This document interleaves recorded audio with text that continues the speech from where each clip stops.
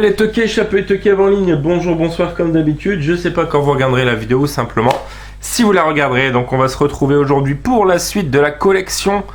Et on continue avec la collection horreur. Donc on va attaquer sans plus tarder avec un premier film de chez Neo Publishing qui est The Last Horror Movie. Donc qui a l'air d'être un petit peu un truc à la Henry Portrait d'un serial killer.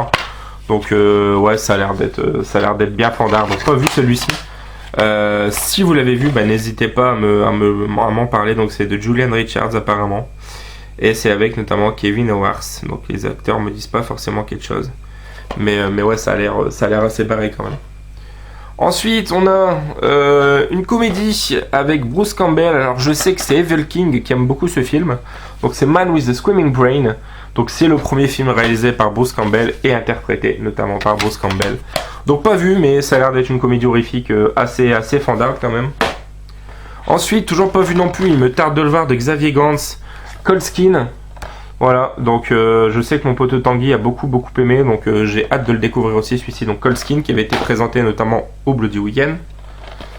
Chair de poule 1 et 2, donc cette fois-ci c'est l'occasion pour moi de faire une dédicace à mon poteau Chrisou, mon poteau Chris Arius, qui est fan de cette adaptation, je crois, de Chair de poule, enfin en tout cas qui aime beaucoup. Donc le premier Chair de poule avec Jack Black et le second toujours pas vu. Je vois qu'il y a notamment le chinois dans Very Bad Trip, Ken Jeong. Voilà, donc ouais, faudrait que je me les mate, hein, parce que je les ai pas vus, toujours pas. Cultissime, Les Sorcières d'Eastwick avec Jack Nicholson et je crois il y a Suzanne Sarandon, ouais, Michelle Pfeiffer, Cher, gros casting, hein. Film de George Miller. Ah tiens donc, celui qui a fait Mad Max. Je savais pas. Voilà, donc Les Sorcières d'Eastwick, cultissime, avec la petite galette, très basique. Ensuite, le très fun Dog Soldiers avec des loups-garous un petit peu qui font face à, je crois, à l'armée, à des militaires. Putain, c'est réalisé par, je sais plus comment il s'appelle. Frank Marshall. Non, Neil Marshall. Donc Dog Soldiers, un très bon divertissement. J'avais vu sur Canal+ à l'époque. Ensuite, les courts-métrages de genre chez Forge. Donc il y a 8 courts-métrages. On a notamment dedans, dans les courts-métrages, la présence de Philippe Naron, je sais. Donc voilà, ça a l'air d'être assez particulier. Ensuite, American Grindhouse, qui est un documentaire sur l'exploitation, les films d'exploitation Grindhouse. Un petit peu comme on fait Tarantino et d'autres, quoi. Donc toujours pas vu, mais documentaire qui a l'air super intéressant. Voilà. Excellent, vu il y a quelques mois, très bon slasher dans une fête foraine qui s'appelle le Hellfest.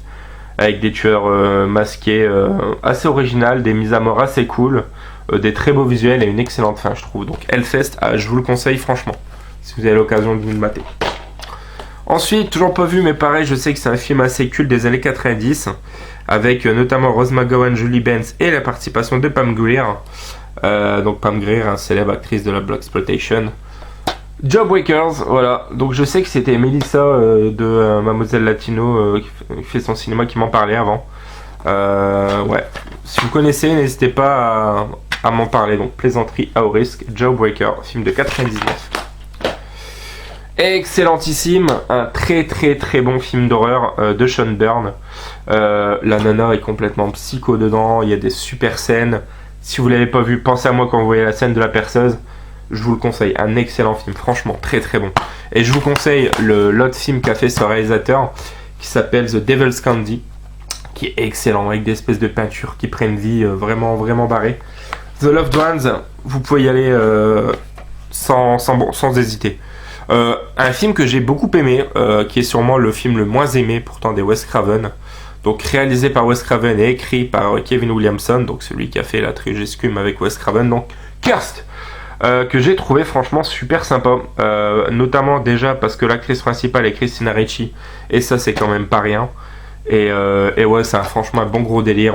On sent complètement la patte à la Scream au niveau de l'univers, tout ça, et j'ai vraiment beaucoup aimé.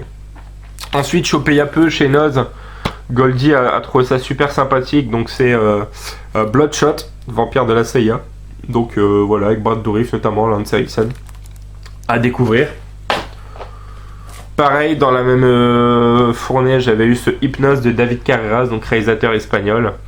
Voilà, qui a l'air d'être un petit film de possession, hein, en gros, qui a l'air plutôt sympa. Vu il y a quelques temps, vraiment génial, je me suis fendu la poire, franchement un excellent divertissement L'attaque des donuts, un bon gros kiff. Un de mes films de genre préférés, il fait franchement, je crois, partie de mon top 3 ou mon top 5. De Robert Rodriguez et écrit par Kevin Williamson, là encore, donc The Faculty, avec Josh Hartnett, Elijah Wood, Robert Patrick. J'adore ce film, une espèce d'adaptation des invasions de profanateurs de sépulture. Ouais, franchement excellent. Toujours pas vu, malheureusement, de Heroes, donc Green Room. Je sais qu'il faut que je me dépêche de voir ce film de cannibale. Je le ferai. Ouais, je le regarderai un de ces quatre. Voilà, un petit film pas très connu, avec deux acteurs pas très connus, qui sont Morgan Freeman et Brad Pitt. Voilà, qu'on entendra peut-être parler plus tard. Réalisé par un certain David Fincher. Voilà, donc Seven. Un film sur les chiffres 7.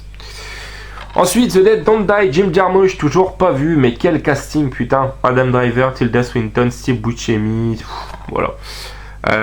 Il me tarde de le voir quand même. Il me tarde de le voir. Moi, je sais qu'il y a pas mal de personnes qui ont détesté, qui ont trouvé ça très lent. J'ai hâte de le voir. The Dead Don't Die. Chopé sur Noz chez Vintage il y a peu, donc le diptyque Flash Gordon et le retour de Flash Gordon. Voilà, donc deux films un petit peu érotico-fantastiques qui ont l'air d'être des bons délires. Qui sont pas très communs à trouver. Hein. Je crois que j'ai fait tomber une fois dessus en cash il y a 2-3 ans peut-être et ils étaient genre à 30 balles. Ensuite, pareil, chopé sur Vintage à peu pour 3-4 euros. Je crois que c'est le coffret intégral des 7 premiers sauts. Il n'y a pas de jigsaw et ça me va comme ça. Hop. Voilà, donc avec tous les disques. Hop. Coffret fort sympathique, qui prend pas beaucoup de place. Ça me suffit amplement.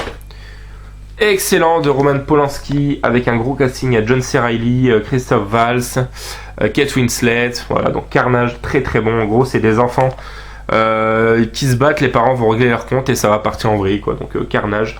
C'est beaucoup des situations. Le film est très bien mis en scène au niveau de ses dialogues. Les dialogues sont excellents dans le film. Pas vu, mais je l'avais vu sur Vinted dans le lot, justement, comprenant ceci et le coffret Saw. Donc, c'est le Bloody Christmas de Steven C. Miller. Donc, voilà, un Père Noël tueur. Donc, on se regarde ça l'année prochaine. Mulberry Street, un bon gros délire de Jim Mickle avec des infectés. Donc, vraiment des bonnes idées de mise en scène. Un film qui sort du lot, je trouve, dans le film de zombies. Stay Alive, un petit survival horror dans un jeu vidéo, donc version jeu vidéo. Hyper intéressant aussi celui-ci. Alors c'est de qui? J'arrive pas à voir. William Brent Bill. Ouais. Pareil, je vous le conseille. Toujours pas vu le remake de Suspiria, donc le remake est réalisé par Luca Guadagnino. Et on a notamment au casting Dakota Johnson, Tilda Swinton et Chloé Grace Moretz. Donc Suspiria. Les Inséparables, Get Out et Us de Jordan Peele, pardon, je n'ai vu ni l'un ni l'autre, donc il faudra que je me les mate les deux, je pense, sur une soirée. Les deux ensemble, ça peut être pas mal. Chopé chez Noz, il y a peu l'attaque de la pop-up girl géante qui a l'air d'être un bon gros délire. Je sais pas si c'est un clin d'œil à l'attaque de la femme aux 50 pieds, 50 mètres de haut, là, attaque de 50 Foot Woman. Voilà, donc ouais, ça a l'air d'être intéressant toujours à voir.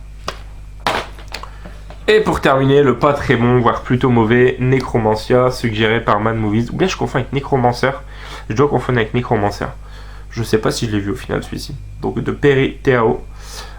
Necromancia. Si vous l'avez vu, n'hésitez pas à me le dire, les amis. Voilà, c'est ici que se conclut cette vidéo. J'espère que ça vous aura plu. N'hésitez pas à commenter, liker, partager. Et nous, on se retrouve très prochainement pour la suite. Jouez un anime et toqué. Ciao fucking ciao!